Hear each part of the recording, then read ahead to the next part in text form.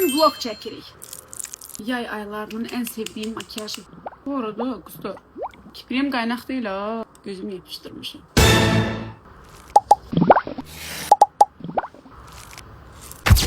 Yeni ayakkabılarım. Saçımı işlənəmirəm. Niyə? Çünki gedirəm Bəhruzun yanına. Bugün qaynaq yığacaq. Çox maraqlı bir vlog olacaq. İzləyin. Güzel, güzel. Getdiyim. Getdiyim. Biraz maşını qalmasan evdə.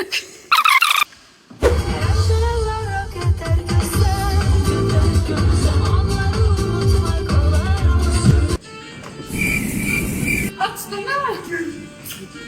Nədəysə? Ay bunlar benim saçlarım.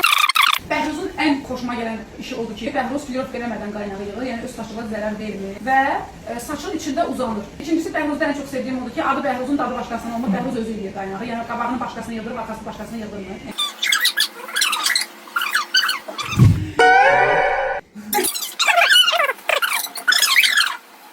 Siz Allah, bir dənə fərqə baxın.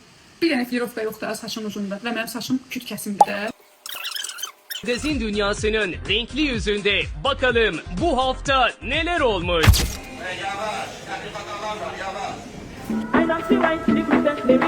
Daranıqdır, belə qalır. Yulandan sonra belə quruplar olacaq.